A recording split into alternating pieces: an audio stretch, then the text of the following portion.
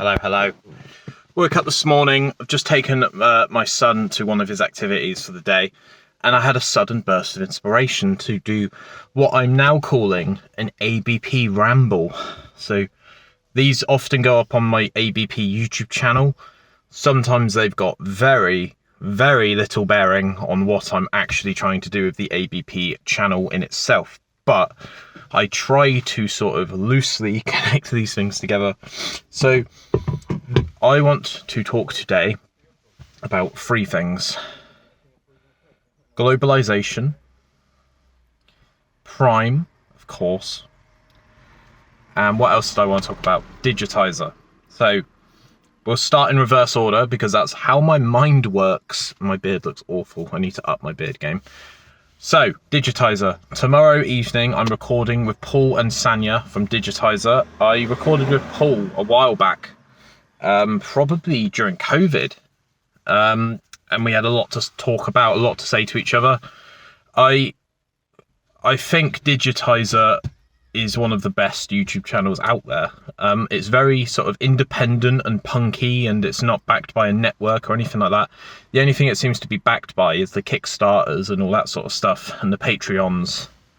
And if you're into the stuff from like Ashen's, Cheap Show, if you watch Ed the Penguin's Twitch streams, who I've had on here as well in ABP.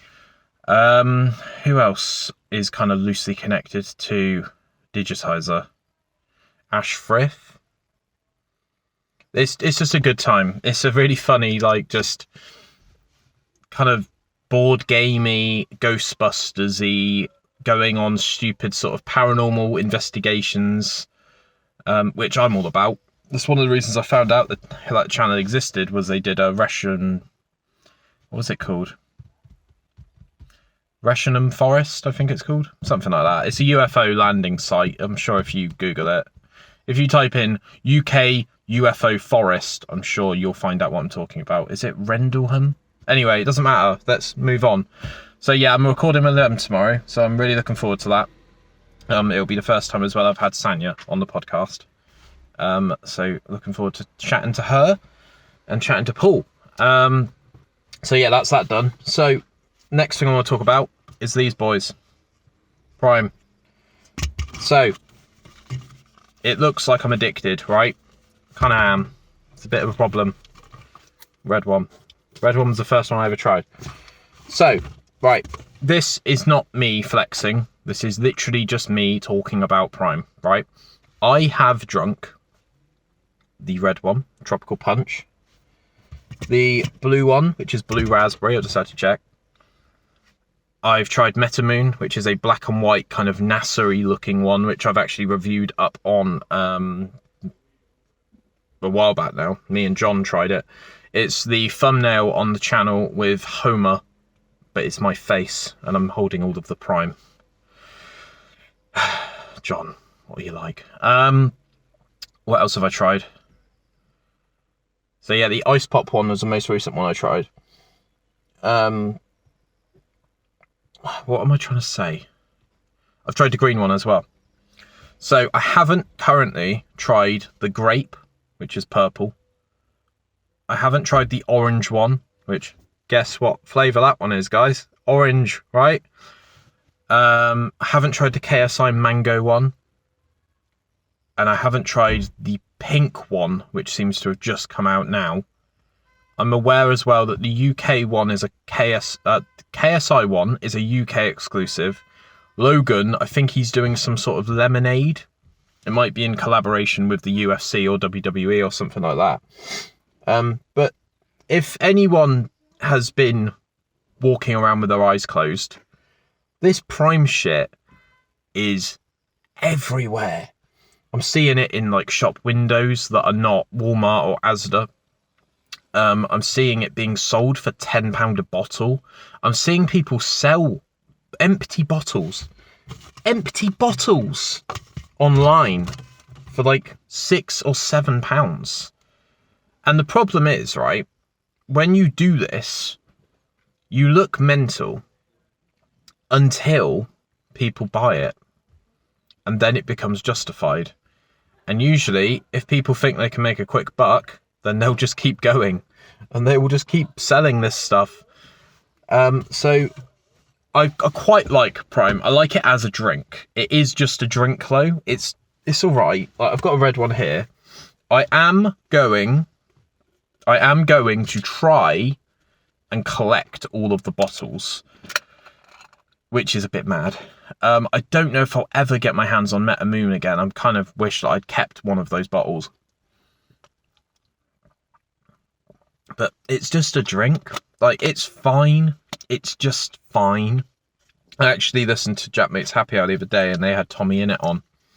And he was talking about all the influencer brands and foods and drinks and stuff that, like Mr. Beast, Prime, Top of the Morning Coffee, Jacksepticeye, various other ventures that I've probably just completely disregarded, Childish Energy. And it's all just sort of YouTubers' takes on products, you know. And fair play to them for putting energy and capital and marketing. Obviously, one of the massive advantages of running a YouTube channel is you can promote whatever you want whenever you want, and you can wear your own merch and stuff like that. I remember, like, when I was in a band about 12, 13 years ago, no one would ever wear their own shirts. Like, you'd occasionally see the merch guy that's selling the merch sell them, like, but he'd be wearing the merch.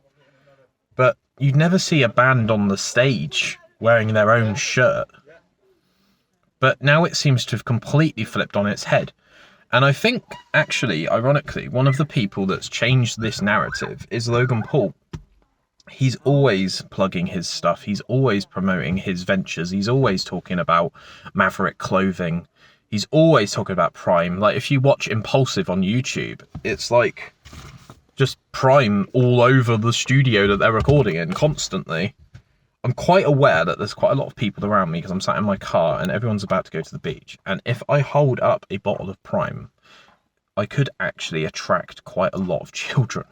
So I'm trying to keep it to a minimum. But yeah, that's my take on Prime. I think something that seems to have happened, because it's so hard to find, that kind of energizes people into just checking, as I've done it. Definitely. I've just gone to Asda to see if there's Prime on the shelf, which is absolutely mad when I say that out loud. Like, I don't think anything like this has happened since, like, Tamagotchis or Digimon or Pokemon cards came out, where people were just going absolutely mad for a product like a yo-yo or a specific thing, like a Buzz Lightyear toy.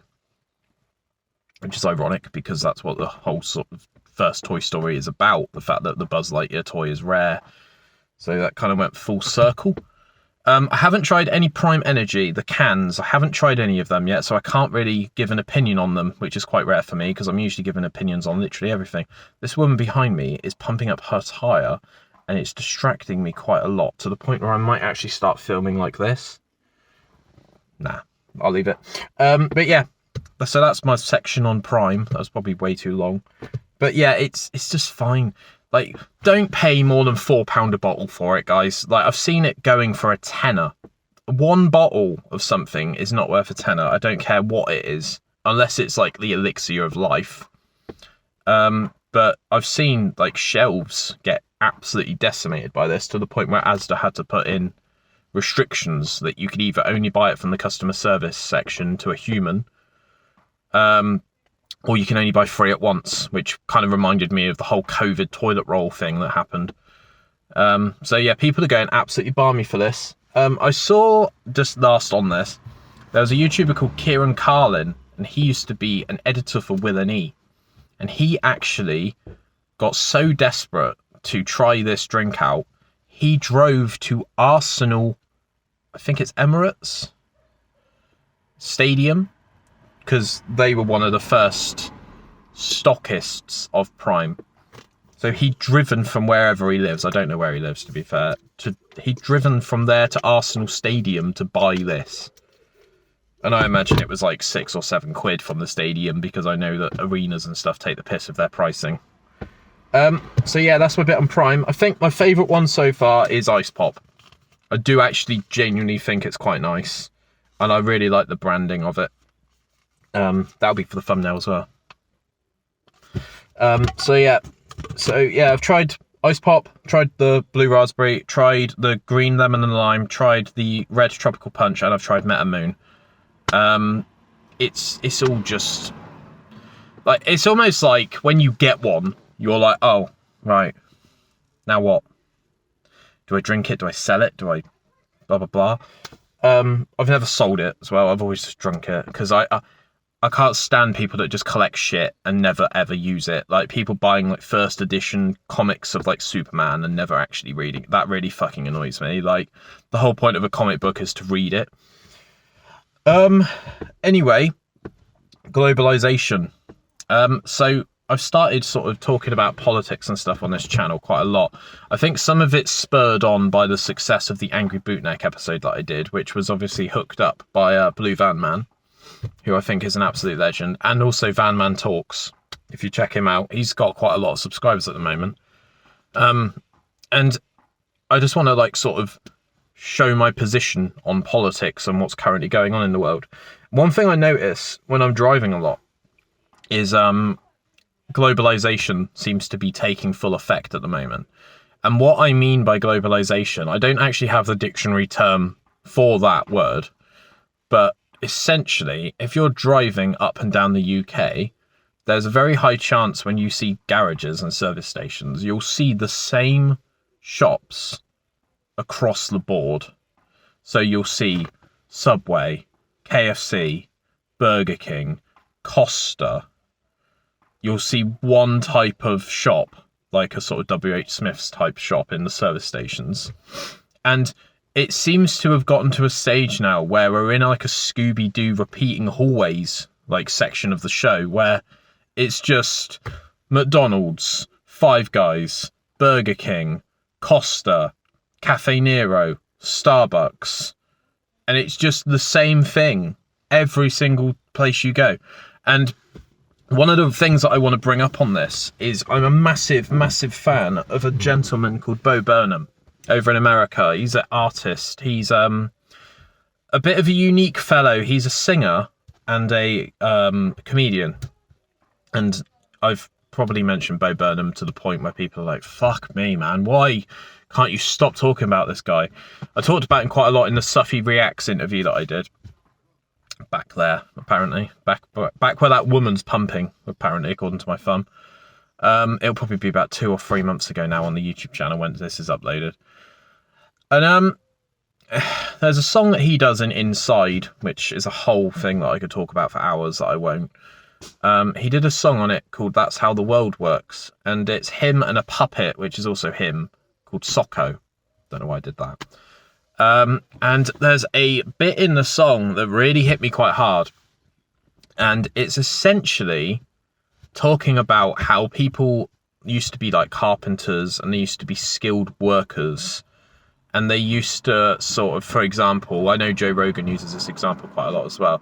He talks about the fact that he used to make a table, like a carpenter would make a table, and they would get all the materials in place for that table, and it would cost them like 80 quid. They would then make the table, and they would sell the table for 160 quid, for example. So what they would then do from that is they would make £80 profit. Now, which is quite telling of the music industry, what's happening is, as Bo Burnham mentioned in this song, there's a line in it. I want to make sure I don't butcher this. It's the global network of capital essentially functions to separate the worker from the means of production. So now what's happening is the carpenter that's made the table, he's done all the hard work, he then has to go to someone who then goes to someone who then sells the table for him. And as you can imagine, each link in the chain, the carpenter's losing money because no one should work for free. ever, basically. So every link in a chain, the carpenter's losing 10% of his profit, which was £80. And you think, well, that's 20%, like that's 16 quid, whatever, it's not the end of the world. But when you start scaling that operation up to the point where this guy isn't just a carpenter, but he runs his own factory or his own carpentry business, he starts hemorrhaging money to a point where it's like, I'm not even really like sure I can actually make a profit on this anymore, because there's so many. Like, one of the things that I've noticed through my professional work is a lot of companies will only work with certain suppliers.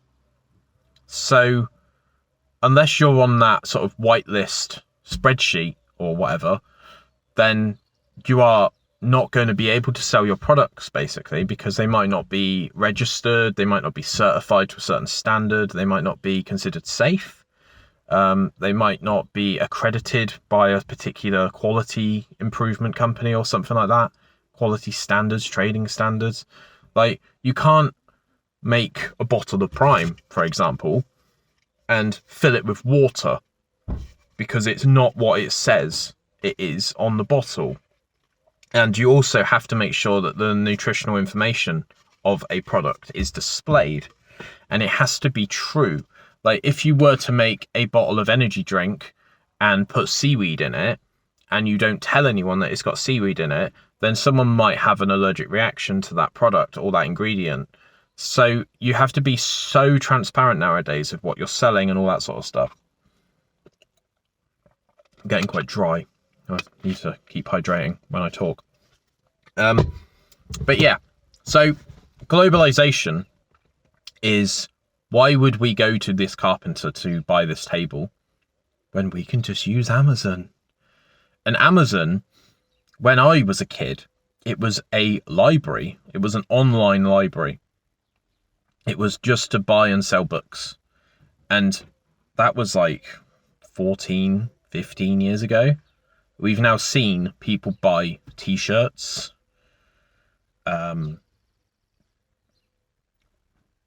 everything, basically, power banks. You know, one of the things I've noticed with Amazon, which is a direct result of globalization, is no one likes using Amazon, but everyone uses it because it's convenient. So people kind of put up with it as a necessary evil. And, you know, once again, Bo Burnham talks about this quite a lot, but Jeff Bezos is a billionaire and all of his workers are on minimum wage. And it's really scary, to be honest. It's not a good model, but it seems to be the only model that exists. Which kind of plays into what globalization is, where it's that way or no way, basically. So, you know, if I started making an energy drink and I started mixing stuff together and, I don't know, making it in my kitchen, I would have to go through so many hoops to get that to market, because the label would need to be a certain format.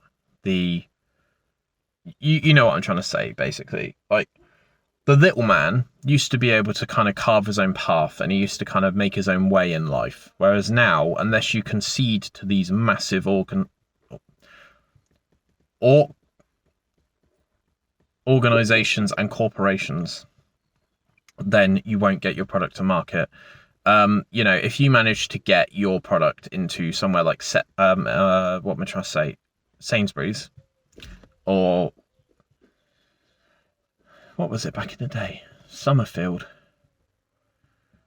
Asda, Tesco.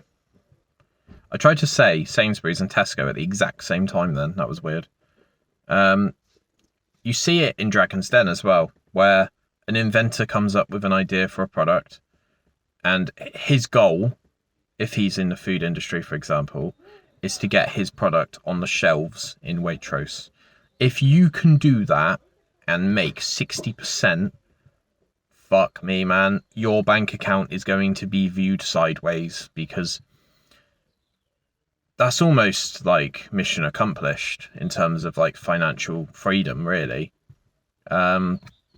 But one thing that people don't seem to realize unless they actually go through this themselves is it's all about volume. It's, can you, as an individual or an entity that's 3 or 4 individuals, can you deliver Waitrose 60,000 units a week? If you can't, I will just go somewhere else and I will potentially stock an inferior product. But yeah, there we go.